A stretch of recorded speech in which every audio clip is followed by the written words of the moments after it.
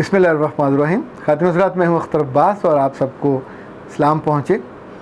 हमारा ख़्याल है मेडिकल कॉलेजेस में सबसे ज़हीन बच्चे होते हैं, कोई शक नहीं है, इनके नंबर ज़्यादा होते हैं।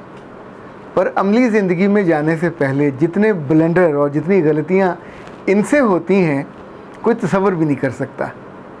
उसकी बुनियादी वजह जो मुझे नज़र आती है कि पहले 12-13 साल जो तालीमी इदारों में इनके गुज़रते हैं वो सिर्फ़ सर झुका के किताबों को देखते हैं। किताबों के लफ्ज़ों से इनकी शनासाई बहुत होती है, इंसानों से बिल्कुल नहीं होती। अब लाइक आज इरम का मैं मैसेज पढ़ रहा हूँ और आप सुनेंगे तो आपको हैरत होगी कि मेडिकल कॉलेज के फाइनल ईयर में पढ़ने वाली एक लड़की किस बात पे परेशान है। इरम कहती हैं कि सर मैं MBBS 3rd ईयर की स्टूडेंट हूँ। 2 साल से मेरे साथ ये प्रॉब्लम हो रहा है कि मेरा एक सीनियर हर जगह मुझे फॉलो करता है, क्लास में, हॉस्पिटल में, कैफ़े में। एक रोज़ तंग आके मैंने सबके सामने उसकी बेइज्जती कर दी और उससे पूछा कि तुम ऐसा क्यों करते हो। तो उसने कहा तुम हो कौन, मैं तो तुम्हें जानता भी नहीं हूँ। उस रोज़ उसने मेरे पूरे ग्रुप के सामने मेरी इंसल्ट की। उस दिन के बाद भी वो रुका नहीं। अब वो हर दूसरे तीसरे दिन ना सिर्फ मेरा स्टेटस चेक करता है, मुझे फ्रेंडशिप का रिक्वेस्ट भिजवाता है, नए नए नंबरों से कॉल करता है।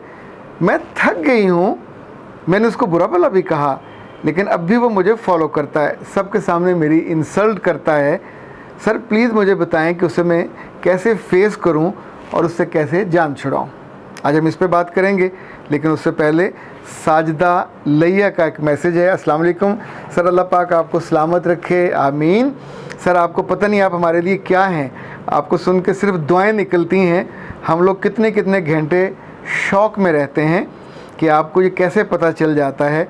आपकी बातें सुनकर हम बहनें मुस्कुराती हैं, फिर अल्लाह का शुक्र अदा करती हैं कि आप हमारी ज़िंदगी में हो।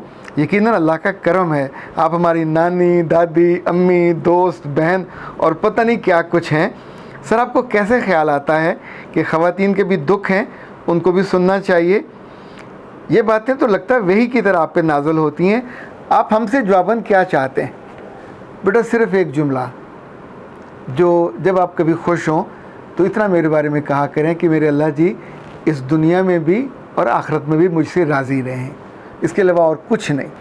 नसीर घल्लू या गुल्लू, अब ज़ेर है या ज़बर है, कुछ उसमें दी हुई नहीं है, तो नसीर साहब जो भी है आप अपनी मर्ज़ी से ज़ेर दे लें, ज़बर दे लें, पेश देना तो पेश दे लें, वो गुल्लू बनेगा।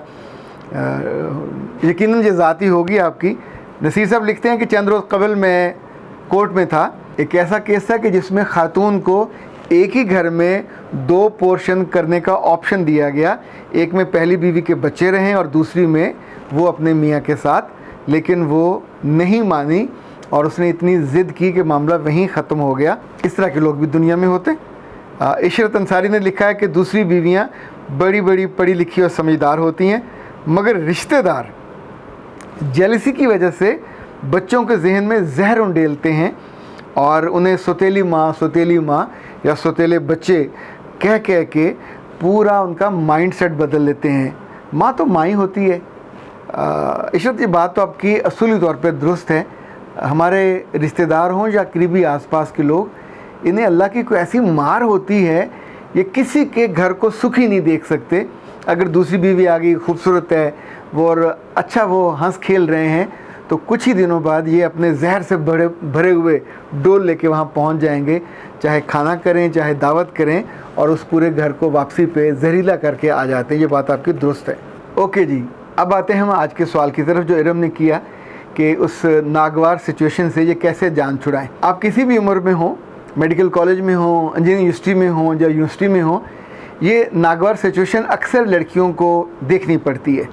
उसकी 2-3 वजूहात हैं जिसको आज बतौर ख़ास आप समझ लीजिए। इस प्रॉब्लम की असल वजह आपका दिल है, असल वजह आपकी क्यूरोसिटी होती है। याद रखिएगा, जब भी किसी का ऐसा मैसेज आए जो आपको पसंद नहीं है तो क्यों खोलते हैं उसको, क्यों पढ़ते हैं? पीछे को पुलिस थोड़ी लगी है कि उसको पढ़ना को वाजिब है, आप नहीं पढ़ेंगे तो आपका कोई गुनाह हो जाएगा। नंबर 2, जो आदमी ज़िंदगी में आपको नापसंद है, कभी उसका स्टेटस खोल के ना देखें। हॉट डेयर, आपकी ज़िंदगी में उसकी इंपॉर्टेंस 0 जमा 0 ज़रब 0 तकसीम 0 होनी चाहिए। जब जब आप उसका स्टेटस खोल के देखोगे तो ये तो इल्म हो जाता है किसने स्टेटस देखा। अच्छा, आपके पास इतना वक्त क्यों होता है कि आप लोगों के स्टेटस देख सको, नंबर 1। दूसरा, जब भी किसी अनजान आदमी की तरफ से कॉल आती है और आप जानते हैं कि आप अभी डॉक्टर नहीं बने हुए और आपके पास पेशेंट नहीं आने, तो ऐसी कॉलों को सुनना बंद कर दीजिए।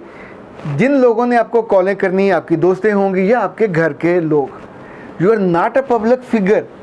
तो जब जब आप ऐसी कॉल सुनती हो, क्यूरोसिटी किस चीज़ की है, अब उसने क्या कहा, अब क्या कहेगा। अगर फ़र्ज़ करें वो आपको अब्यूज़ करना शुरू कर दे, आपको गंदी गंदी गालियाँ और गंदी गंदी बातें करना शुरू कर दे, तो भी अब डिसरिस्पेक्ट हो गया, आपको बुरा लगेगा। याद रखिएगा, जो चीज़ जिस काम के लिए, उसको उतने काम के लिए रखिए। गैर मुतल्लका फ़ोन मत सुनिए। कोई आप इम्पॉर्टेंट नहीं हो, ना आपकी कोई अपॉइंटमेंट मिस हो जाएगी। अगर नया बंदा आपकी ज़िंदगी में आएगा तो ज़ाहिर है आप उसको नोट कर लोगे ना, तो ही आपके स्पेसिफिक लोग होंगे। इस अजाब से आप यूँ छूट सकते हो हर रोज़ नए नंबर से।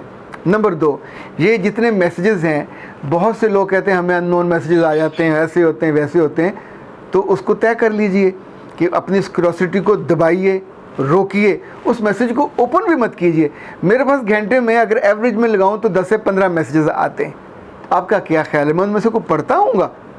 जिस मैसेज में कोई इन्फॉर्मेशन लेनी हो या उसने टाइम लेना हो, वो मेरे दूसरे नंबर पे कॉल करेगा, वहाँ शुएब साहब उसको अटेंड कर लेंगे।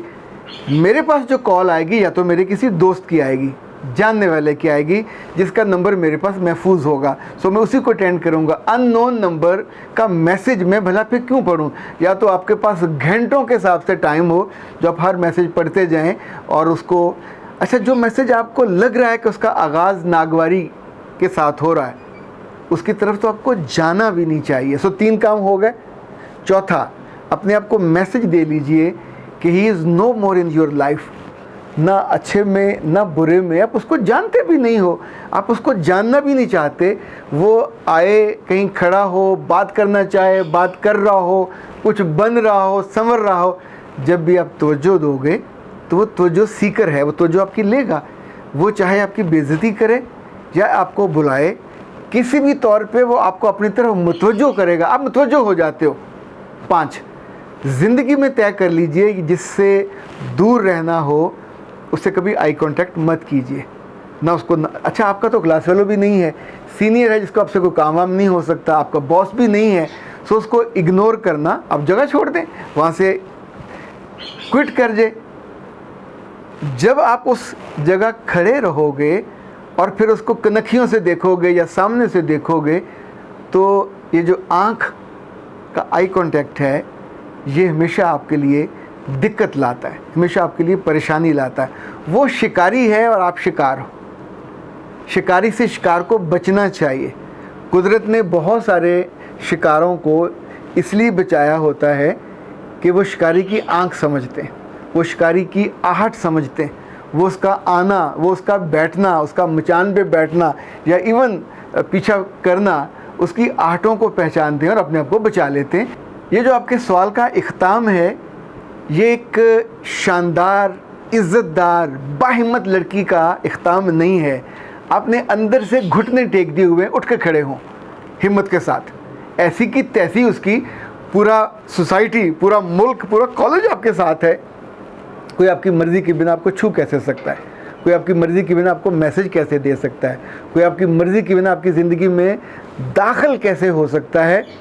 आखिरी बात जो आपको याद रखनी है, ये ज़रा सख्त बात है, पर आप अगर इस पे अमल कर लोगे, वो सारी बच्चियाँ जो ऐसे लोगों से तंग होती हैं अपनी एकेडमीज़ में, कॉलेजेस में, यूनिवर्सिटीज़ में, रस्तों में, आपको सीखना होगा कि अंधा, बहरा और गूंगा कैसे बनना है।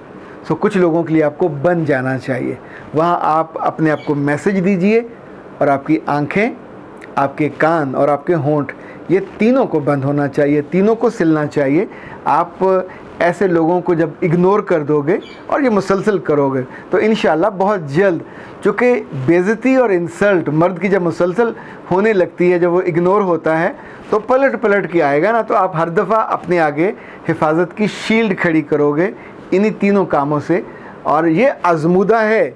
जिन जिन बच्चियों को मैंने बताया और उन्होंने इसको आजमा के देखा तो उनकी ज़िंदगी आसान हो जाती है। ज़िंदगी आसान अपने हाथों होती है, लोग ज़िंदगी हमेशा मुश्किल बनाते हैं।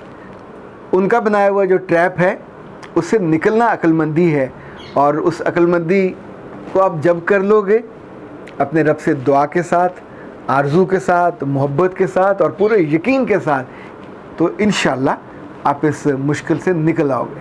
अख्तर अब्बास को इजाज़त दीजिए। अस्सलाम वालेकुम।